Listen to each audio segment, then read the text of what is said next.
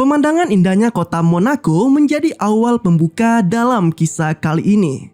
Terlihat bagaimana gemerlapnya kota yang berada di pesisir pantai dengan segala kemewahan yang menjadi daya tariknya. Terlihat seorang pria tua bernama Francis Bartek yang menjadi pengusaha kaya dan berperan sebagai tokoh sentral dalam film ini. Ia dikisahkan sebagai seorang ayah tunggal dari ketiga anaknya, yakni Philip, Stella, dan Alexander. Kesuksesan yang diraih Prancis dalam mengelola bisnisnya nampak berbanding terbalik dengan mental anak-anaknya. Ketiga anaknya yang sudah beranjak dewasa itu terlihat sangat manja dan hanya menjadi beban keluarga saja. Mulai dari Philip yang sangat hobi berfoya-foya, Stella yang selalu berbelanja barang-barang mewah, hingga Alex yang selalu bermain dengan wanita. Dalam urusan bisnisnya, Prancis juga memiliki orang kepercayaan yang bernama Ferruccio. Mereka kini terlihat tengah dalam perjalanan usai meresmikan salah satu proyek pembangunan bisnis barunya. Dalam obrolan singkat mereka, Prancis nampak menutupi rasa malunya soalnya telah gagal mendidik anak-anaknya, hingga sekarang menjadi beban bagi dirinya sendiri. Namun hal itu juga sepertinya telah dirasakan betul oleh Ferruccio yang selama ini memang telah bekerja lama dengan bosnya tersebut. Di waktu yang sama, Stella nampak sedang dibuat repot dengan persiapan ulang tahun di rumahnya.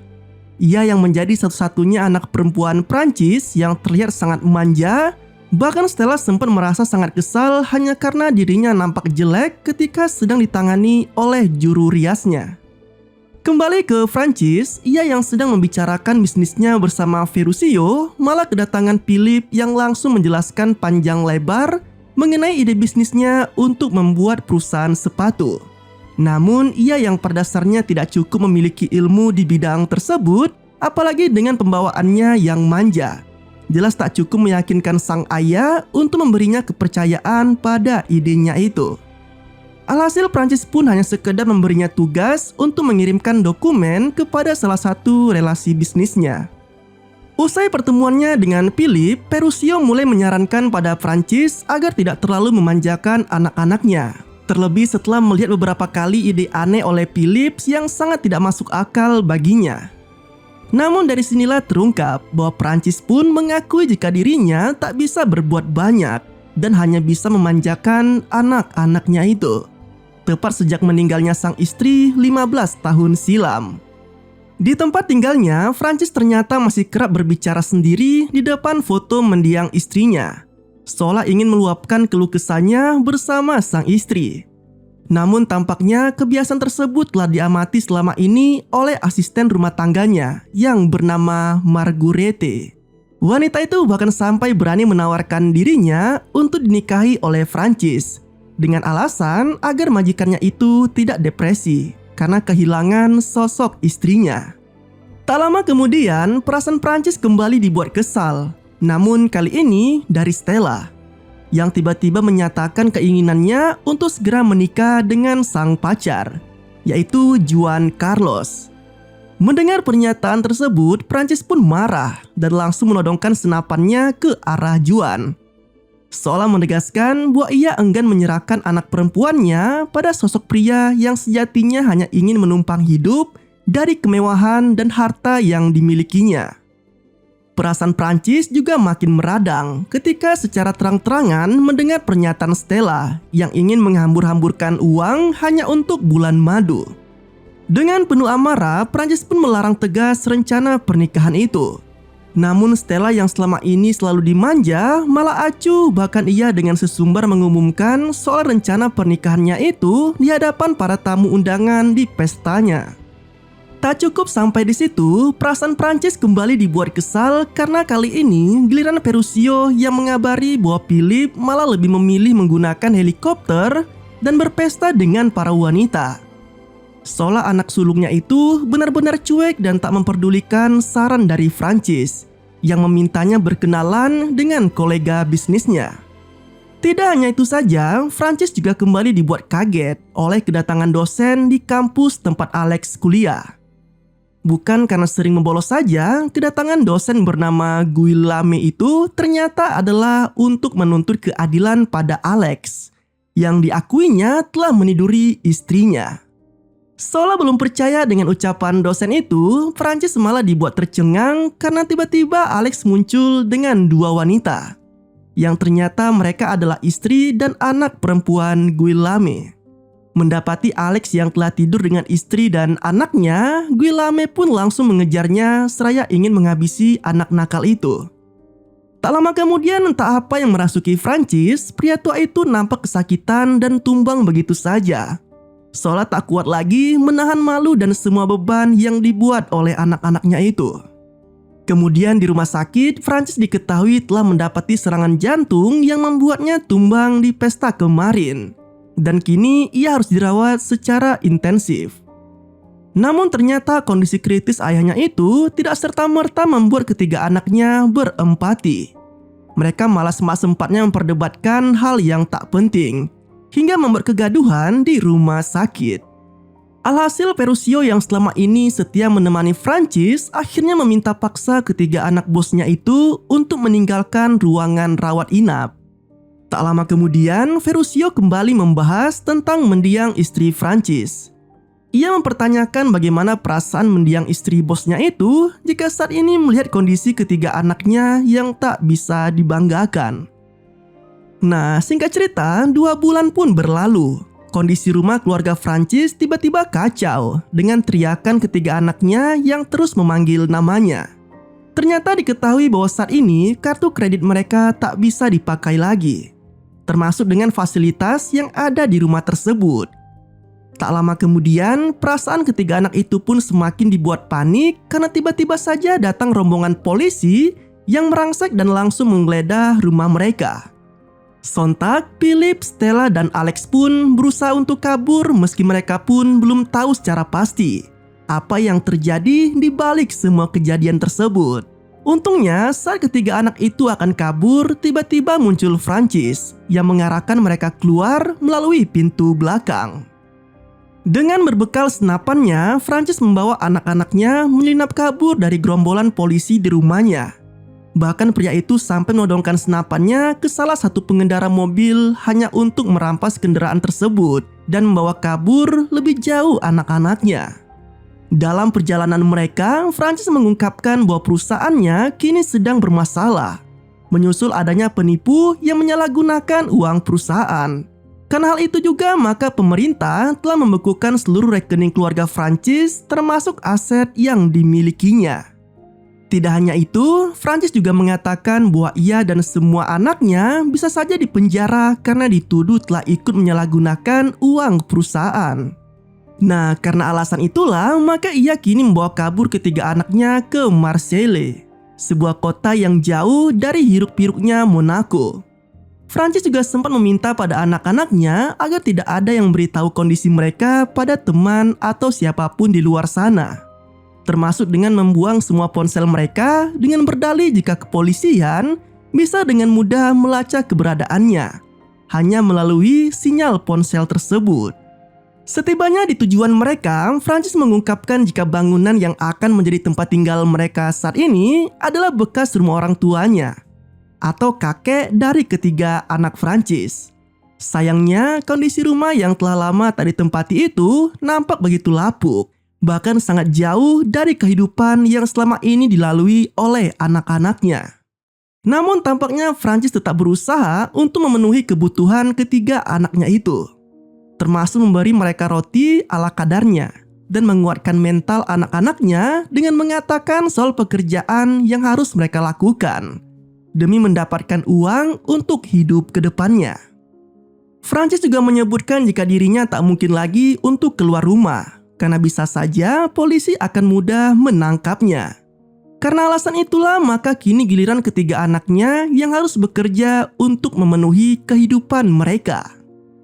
Esok hari pun tiba, dan kini ketiga anak Prancis mau tak mau harus mulai membiasakan hidup baru mereka. Mulai dari bangun pagi, sarapan seadanya, hingga beranjak keluar rumah untuk mencari pekerjaan. Namun tampaknya ini menjadi hari yang sangat berat bagi ketiga anak Francis. Alex yang seharusnya mencari pekerjaan malah membuat kekacauan dengan merampas makanan para pekerja bangunan. Sama halnya dengan Philip yang justru lebih memilih untuk meminjam uang pada temannya, meski ia malah hanya mendapat cibiran dari mereka. Berbeda dengan Stella, ia yang telah melalui waktunya seharian di luar rumah malah pulang dengan membawa banyak barang mewah yang ternyata ia beli dari hasil menjual jam tangan milik Philip. Nah, mendengar hal itu, sontak mereka pun geram atas kelakuan Stella. Terlebih ketika mengetahui jika uang sisa belanjanya malah diberikan pada sopir taksi sebagai tips atas tumpangannya tadi. Keributan antara ketiga anak itu pun tak berlangsung lama, karena tiba-tiba saja datang Marguerite yang merasa iba dengan kehidupan yang menimpa keluarga Francis. Wanita itu bahkan sampai membawakan sejumlah pakaian dan makanan yang diyakininya bisa sedikit membantu kehidupan mereka. Sama halnya dengan Matthias, anak laki-laki Marguerite itu juga mengatakan pada Stella tentang pekerjaan di salah satu restoran yang mungkin saja bisa menjadi sumber penghasilan bagi keluarga itu. Di hari berikutnya, pencarian untuk pekerjaan baru pun kembali dilakukan. Meski tidak seperti sebelumnya, namun Philip yang selama ini selalu hidup dengan gengsi akhirnya berhasil memperoleh pekerjaannya, yaitu sebagai pengemudi pedicab atau yang biasa dikenal di Indonesia sebagai beca. Sedangkan Stella, ia yang telah sampai di restoran langsung disambut hangat oleh Matthias, yang ternyata merupakan pekerja sekaligus yang akan menjadi atasan Stella di tempat tersebut. Di waktu yang sama, Francis yang sedang berada di rumahnya secara tak terduga malah kedatangan Ferruccio yang membawakannya sebuah lobster dan hidangan mewah lainnya. Dari sinilah akhirnya terungkap bahwa perubahan kehidupan keluarga Prancis yang menjadi miskin semata merupakan keinginan dari Francis sendiri. Ia ternyata merencanakan semuanya dengan tujuan agar ia bisa merubah sikap anak-anaknya menjadi lebih mandiri dan tak manja lagi seperti sebelumnya. Namun pertemuannya dengan Ferruccio tak berlangsung lama, karena kemudian Alex pun terbangun dari tidurnya. Menariknya, Francis yang saat itu akan membersihkan bekas makanannya malah dipergoki oleh Alex yang mendapati adanya lobster di piring ayahnya. Sontak, Francis pun lalu berkelit dengan mengatakan jika lobster tersebut telah didapatnya dengan cara memancing. Nah, mendengar pernyataan tersebut, Alex yang selama ini sangat termotivasi untuk hidup bebas dan menyatu dengan alam seolah seperti tercerahkan. Hingga pada akhirnya ia pun semakin memantapkan dirinya untuk tidak bekerja dan mencoba mencari sesuatu yang bisa ia makan dari alam sekitarnya. Malam hari pun tiba. Makan malam yang telah dinantikan oleh keluarga Francis akhirnya bisa sangat dinikmati oleh mereka. Tapi tidak dengan Alex. Anak bungsu yang seharian tidak bekerja akhirnya tidak mendapatkan jatah makan malamnya dan terpaksa harus keluar rumah dengan egonya untuk mencari buah-buahan atau apapun yang bisa ia makan. Bukannya kenyang, Alex malah pulang dengan perut mual karena tak terbiasa dengan buah-buahan yang baru saja dimakannya. Keesokan harinya, Philip dan Stella memulai kembali pekerjaannya. Sedangkan Alex yang begitu idealis masih enggan untuk bekerja meski kondisinya kini sudah sangat kacau. Melihat kondisi putra bungsunya, Francis pun tak tega hingga kemudian ia berinisiatif untuk meminta Alex agar membantunya merenovasi rumah. Dengan begitu, maka anak laki-lakinya itu bisa mendapatkan jatah makan tanpa perlu bekerja di luar.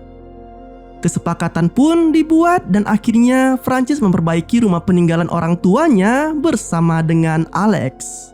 Sejak saat itu, perlahan anak-anak Prancis mulai menunjukkan perubahan dan terbiasa dengan aktivitas di kehidupan baru mereka.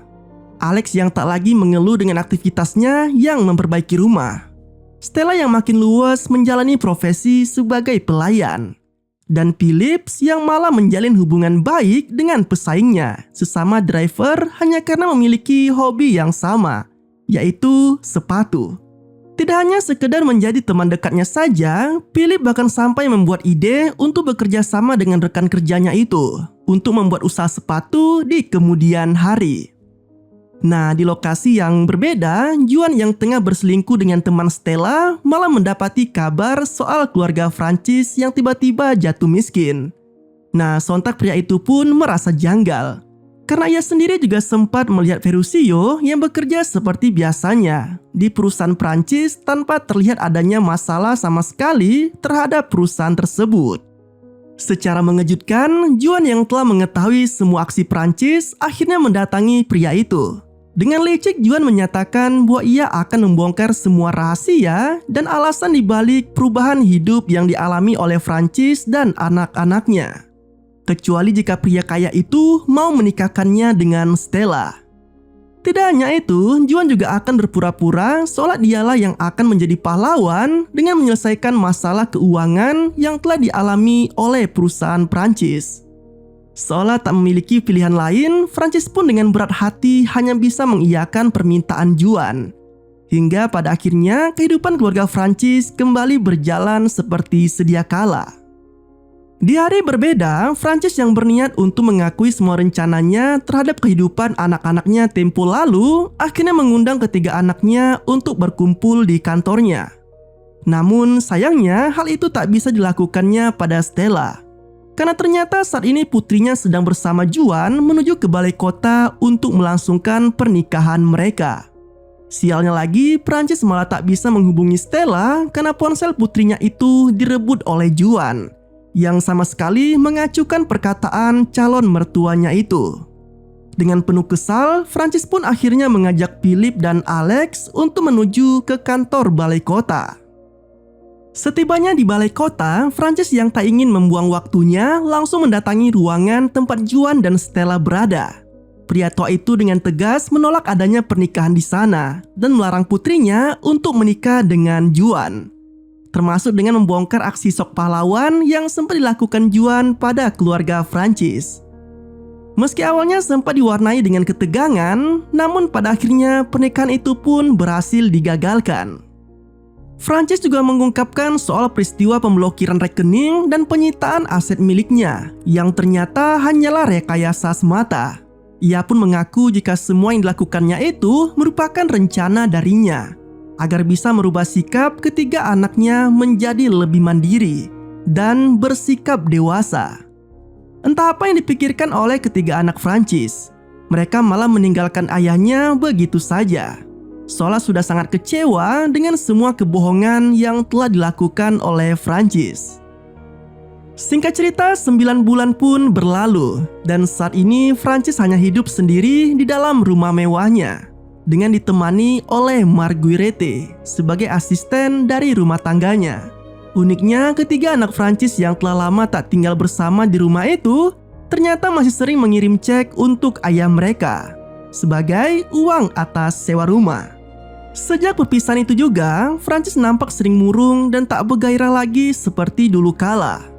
Bahkan ia begitu cuek ketika Ferruccio membahas soal keuntungan perusahaannya yang terus meningkat. Tak tega melihat kondisi bosnya yang terus dirundung kesedihan, Ferruccio pun memutuskan untuk membawa Prancis ke suatu tempat.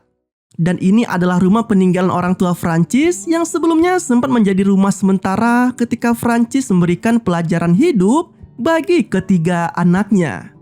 Secara mengejutkan, pelajaran hidup yang pernah diberikan Prancis ternyata telah merubah cara pandang dan gaya hidup dari ketiga anaknya. Alex kini sudah mulai membangun bisnisnya sebagai pengembang properti. Stella yang mencoba berbisnis bersama Matthias dengan membuka rumah makan mereka sendiri. Dan Philip yang akhirnya sukses membangun bisnis sepatunya dengan mantan rekan pengendara tuk-tuknya. Keriuhan di rumah itu pun seketika berubah menjadi hening karena tiba-tiba Prancis datang dengan membawa bunga dan mengucapkan selamat ulang tahun kepada Stella. Namun hanya itu saja yang dilakukan Prancis di hadapan anak-anaknya, karena ia pun segera berlalu pergi meninggalkan tempat tersebut. Nampak raut wajah Prancis yang begitu merindukan anak-anaknya, namun tak berani mengungkapkannya. Karena bagaimanapun juga, pria tua itu masih merasa sangat bersalah dengan semua kejadian yang pernah dilaluinya tempo lalu. Menariknya, tepat ketika Prancis mulai menjauh dari rumah itu, seketika terdengar panggilan dari Stella, yang tiba-tiba saja menghampirinya bersama dengan Philip dan Alex. Ketiga anak Prancis itu pun lalu mengajak ayah mereka untuk ikut merayakan ulang tahun Stella di rumah tersebut. Di akhir film nampak kebahagiaan dari keluarga Francis yang merayakan momen ulang tahun Stella dengan cara yang sederhana. Dari sini juga terlihat jelas raut wajah Francis yang penuh bahagia dan puas. Seolah telah berhasil membuat ketiga anaknya menjadi lebih mandiri sesuai dengan apa yang diharapkannya selama ini.